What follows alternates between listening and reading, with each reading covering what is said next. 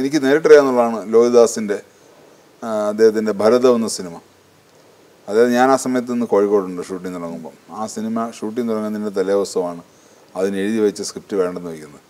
അത് പറയാൻ കഴിയുമെന്ന് വെച്ച് കഴിഞ്ഞാൽ അന്ന് ഞാനുള്ള സ്ഥിതിക്കും ആ സിനിമയ്ക്ക് അന്ന് ലോഹിതദാസ് കണ്ടിട്ടില്ല. അങ്ങനെ ലോഹിതദാസ് കഥ എഴുതി വന്നപ്പോൾ അച്ഛനും മകനും തമ്മിലുള്ളൊരു ഇഷ്യൂ ആയിരുന്നു ആ സിനിമ ആദ്യം ഭരതം ചെയ്തത്.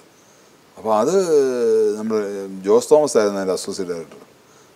സ്ക്രിപ്റ്റ് വായിച്ച് കേട്ട് ഷൂട്ടിംഗ് തുടങ്ങി പിറ്റേ ദിവസം എല്ലാവരും കൂടി ഒന്ന് കേൾക്കുമ്പോഴാണ് പറഞ്ഞു, അയ്യോ ഇതാണ് പൈങ്കിളി കഥ എന്ന സിനിമ എന്ന് പറഞ്ഞു. അപ്പോൾ ഞാൻ വർക്ക് ചെയ്ത സിനിമയാണ്. അപ്പം പെട്ടെന്ന് ഞാനവിടെ. അപ്പോൾ എന്നോട് ചോദിച്ചു കഥ അത് തന്നെയാണെന്ന് പറഞ്ഞു. പൈങ്കിളി കഥയാണ്. ഒരു മകനോട് പ്രത്യേക സ്നേഹം, ഒരു മകൻ മോശമാണെന്ന് തോന്നുന്നു, അങ്ങനൊരു ബന്ധം, അങ്ങനൊരു സിനിമയായിരുന്നു. പിന്നെ ഒന്നും ചെയ്യാൻ നിർത്തിയില്ല അവർ. അപ്പോൾ എന്ത് ചെയ്യും, ഷൂട്ടിംഗ് നിർത്തി വെച്ചു.